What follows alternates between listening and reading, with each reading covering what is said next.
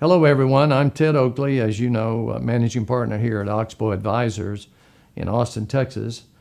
And normally we do an update every quarter to our investors, but with everything that's been going on, we really felt like we wanted to do an interim update with some thoughts that we have with everything involved.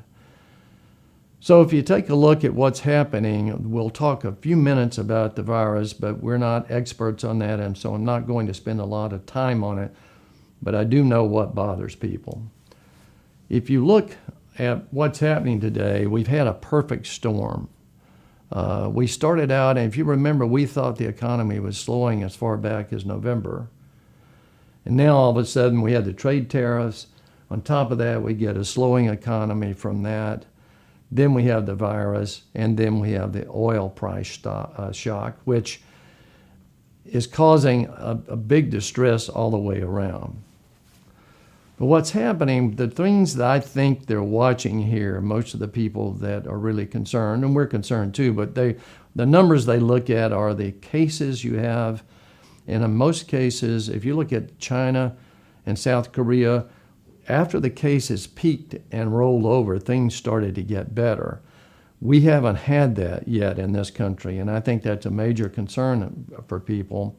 And the second thing is, if you look at social distancing, that's typically had a big impact, and I think you're starting to see that now. I know it's hard on people, but that's why you're seeing people doing a lot of social distancing in every aspect of life. And this chart is a little hard to read, but it goes something like this: that if you start on day one and you social distance at the 20th day, you really cut down your number of cases rather than 21st day or not at all. And the last thing you'll find, which is something I think is the number one thing that bothers everybody in the country, is that we only have a certain amount of acute hospital beds. And so if you overwhelm that, then we have a problem. And that's why people are trying to really basically, through mitigation and containment, put a lid on it. That's where we are with that. So what happens? What happens in the economy? I think the first thing I want to show you today is something that the Federal Reserve and the United States Senate and Legislature and the House of Representatives probably have no idea what's going on with the regular person on the street. And what you'll see here is that the average family, 45% of them exactly, have no cash in the bank. And you have another 24% that only have $1,000. So, and you go into an economic shock, and these are the numbers I want to show you. Therein lies the problem, and that has nothing to do with interest rates. What the Federal Reserve did over the weekend, we feel like was not needed at all. What was needed was a fiscal response by the government to do things that are differently, which we'll talk about. The other thing that's happening is, if you look at consumption, is such a major part of our economy. It's about 70%. Now you're going to see consumption, and you're already seeing consumption fall off. So that means you go into slower economic times. The second thing you'll see is household services, things that people use and hire for and that sort of thing. All of those people get laid off. It has a major impact. You have to realize that 40 million people in this country work in all of these industries of services, entertainment, hotels, air travel, all of those things that are going to be severely impacted, and that's going to affect the economic levels. You'll also see at household credit market debt, really to disposable income, is high. U.S. has a lot of debt, but particularly we have a lot of debt with the corporations, but the debt is high, meaning that puts another strain on things. What you'll see here, and this is probably one of my most bothersome slides, is that corporations and the federal government have done nothing but run up debt. And my pet peeve with the corporations, as you know, over the last 2 years, has been the borrowing of money so we could buy our stock back, which is ridiculous, but that's what's going on in the country. So you see on this slide where we have the all-time high in corporate debt to GDP, which means that when the pressure comes in the economy, it won't come on the banking system like we've had before. It will come on the banking system, but it'll be minor compared to what it will be in the corporate debt sector. That's one of the places we'll have a lot of problems. Next thing you'll notice is oil, where we're still on this economic section. We came into the year, the first maybe month or so, thinking that oil had had a rough time the last 18 months. We were fairly optimistic about it, felt good about it, and we thought that things would be picking up this year. That was prior to the virus, and certainly prior to the problem Russia had with the Saudis. They had a two-pronged hit here. The virus came along, and then the Saudis came along and had the argument with Russia. So now we have a feeling that even though we really like the pricing in that area, it looks like to us that you could go back to the low 20s again and revisit that period we had before, not because of anything other than these two things. All of a sudden, instead of you have a demand shock, there's no demand, and at the same time, you're having a pricing war going on. So if we're going to move on and go to the interest rate situation. And as you know, over the weekend, the Federal Reserve dropped their Federal Reserve rate, the largest one-time drop ever. Now, we had drops during 2008 of a half a point at a time. So they decided to go 1 full percentage point. Most of the people agree with me that know anything about the bond market that this was a stupid move on the Fed's part. Number one, they did it on a Sunday night.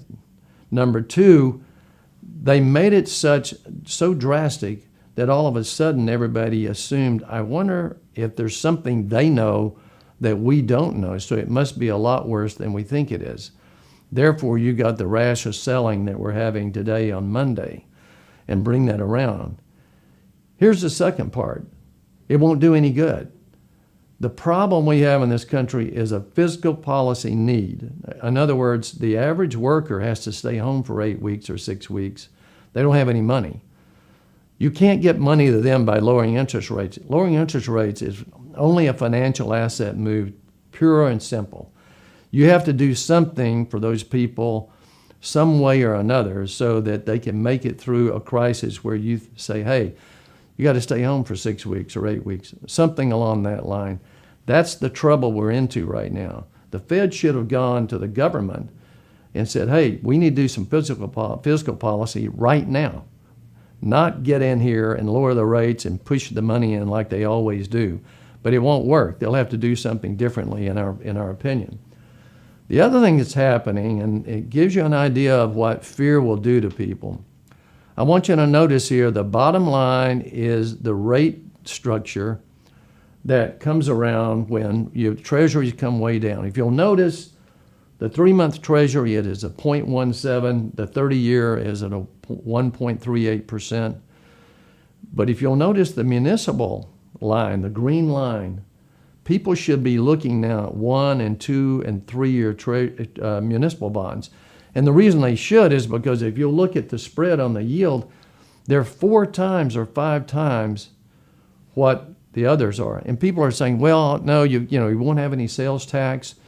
We're going to have a major problem. Well, the problem is with the longer paper. To us, with the shorter paper, particularly water and sewer bonds, no matter what, you pay your water or sewer. We own a lot of utility bonds like that, but people don't realize, these things get out of line when people get really afraid. So moving forward, if you look at the stock market, I want to talk a little bit about what's happened here. This is a graph of this latest sell-off. Now, if you know anything about what you've read about us the last 18 months to 2 years, you will know that we have said that prices are too expensive. What you're paying for in the stock market is not a good value. So we kept high cash balances all during 2019 and high cash balances coming into 2020. And one of the problems you get into is this, and I'm going to mention something to you. If you look at the people that have come into this business the last 11 years, which is the better part of a generation, they've never seen any bad news. So what happens to them is they plug and play on index funds and exchange traded funds, they have no idea what they really own. They only know they own a line item. Like if you ask them to give me a look at a balance sheet or an income statement, they would probably be lost. That's where we are today. You have a whole set of people that actually don't know what they're doing. And now all of a sudden you're into a major sell-off and they don't have any liquidity either because they never held any cash back. We'll talk about that later on as well. But this was the 2020. We're down 32%, 33% by today. And so if you compare that to some others, and I'm using 1987, but let me say this to you. I've been in the business for 40 years, and we have at least 4 professionals here that have been in the business for 30 years plus. Some of them, a couple of those 40 years. And then we have a lot of other people as well. But I've been through a lot of sell-offs, just so you know. In 1977, 78, 79, and 80, all 4 of those years, we had a 25% plus sell-off. If you'd been buying ETFs and index funds, you'd have gone nuts because there was nowhere to go with it. And so 87 was one of those. Similar today, you had a very short move down in a short period of time. Now, this was caused by Alan Greenspan. He decided he was going to be another Paul Volcker and raise interest rates a lot. So he went from 7% in January of 87 and got it a little over 10 by the time we got into September. And all the stock market players said, you know what, why would you want to own stocks? I'll just own the Treasury. So here you go. That's what happened. But I've been through others, though, in 2000, 2008, but even going back into the 1980 recession and that sort of thing. And a couple of things happen here. They're not all alike. And this one, the problem with it, unlike 2008, 2008 was problem with financial institutions, banks. This problem is with Main Street. You can't fix it with the Federal Reserve. It has to be something else. So what happens is they concentrate on the wrong things. This one's different. 2000 was different. 2000 was caused because you had a tech implosion. Everything was so expensive that all of a sudden it turned over and the lights were out. This one is very similar. It's gone deep. 87 went way down, 32% within basically a Friday and a Monday. I went through that. We've got 3 or 4 other people that went through that. And what happens is you get these immediate moves up and down, but it eventually works itself out, but you have to get to a low first. That's possibly where we are. So what do we do? Let me give you an idea.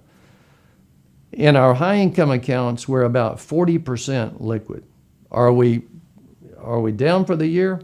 Yes. A lot? No. But we have a lot of liquidity, which you need.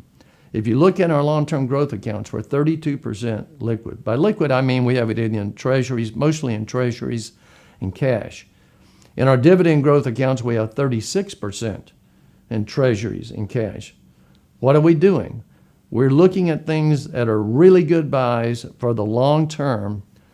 And do we go use it all at one time? No. But we do step in and start to selectively purchase things. We'll buy maybe 2% or 3% one day. Next time we have a big sell-off. And you'll see this is the high income favorites. There's some things we just purchased that we will continue to purchase things like this. If you look at, for example, dividend growth, you'll see the names that we have on a list that we're looking at that we'll be adding to, and you'll see us in long-term growth start to add to those names as well. Will we buy all at once? No, that's not what we do. When you're in one of these types of markets, it is imperative that you keep liquidity. If you don't, you're going to be in trouble if we get into something that goes down more than 32%. Let's say that this one ends up being 42 or 43 or something along that line. You have to have liquidity. The other thing that happens that you'll see in a couple of our accounts that we have, particularly high income, we've taken a position. We always had some gold in that account. We've added more gold. And the reason we did is sort of a currency hedge, but we think gold, because of what's going to be going on in the world the next 2 years, is going to do well, actually, and will eventually go to new highs. I know nobody would believe this chart, but you can go look at the numbers. Since January 1 of 2000, gold has easily outperformed the S&P 500. But if you had told somebody that, they wouldn't believe you, because we hit a high in 11, to September of 11, and then it came on down, and that's where we are today. So just a thought for you on where we are on that. Lastly, this is a particular slide that we've had for probably 18 years maybe. And we've always told people this. If somebody sells a company or they have a liquidity effect, we'll say, you know what, look, there's two kinds of money you have. And you need to really think about it like this. You've got what we call base capital, and you have investment capital. Now, what's happened over the last 10 years, because you do have a lot of novices in the business, is they've put everything together. And so they made it all investment capital, which means a lot of people are getting hurt because they didn't distinguish between the two. And we've always said, and always done this really, that we have, in most accounts, a three-prong approach, but one of those prongs is what we call conservative fixed income, but it's bulletproof. And that's what we really look for. And so many people today do not have a base capital account. And I put this in here so it'll give you something to think about in the future, that you want to have some money that's at base capital. It's basically what I call no-touch money. And then you can withstand what goes on over here, these fluctuations in the investment capital, without, emotionally selling out. And right now, what we have to deal with the most with people are their emotions. They didn't know who they were at the high in the market, and they don't know who they are at the low in the market, which is unfortunate. We've got a new book coming out at the end of the year called Your Money Mentality, and what that is about is, do you really know yourself on how you are in times of really hyper markets or really poor markets? So just to give you a summary of where we are right now, and I hope you've gotten some information that'll make you feel better today, knowing, number one, that we look at everything we own. One of the differences you're going to find is that we look for true value. And if you come in and look at our portfolios, you're going to find something about them. Number one, we know what we own. We know the companies, we know the bonds, we know where we are. If you go look at the average investor and they only have a line item that's an exchange-traded fund or an index fund or something they know nothing about, then I can't sit down with them and say, hey, look, this is a great company, okay? They don't have any debt. They're going to be here 20 years from now. They're extremely cheap here. You're probably getting one of the best cash flow investments of your lifetime. You would understand that as a business person, you would make that investment. But if you don't know your investments, like so many people out there today that are in this industry, they do not know what they invest in. They just invest in 16 categories and hope it works out. There's always a selling mechanism to that, but we know our companies and we know our bonds. The second thing is you need to maintain some cash. I mean, people that come into the markets too quickly and say, hey, I want to catch the bottom, and hey, I caught the bottom. Well, guess what? You tried to do that March the 2nd of this year. You tried to do it March the 10th. And again, you tried to do it this past Friday, and you see where that worked out. You have to have liquidity to be able to play ball at the bottom of a market. And we keep telling people that. But they all want to try to see if they can catch it. But that's our style, is to just work it as you go, and you've got to be flexible on what's happening in the whole thing. Again, know what you own, but timing is, even if you know what you own, timing is really, really important. You can't put all of your money in on one day and expect that to work. We came into this whole thing with a lot of cash. We feel good about that. We know we'll outperform when times return because of what we're buying now. But if you don't have any cash, you can't outperform. It's not going to work for you.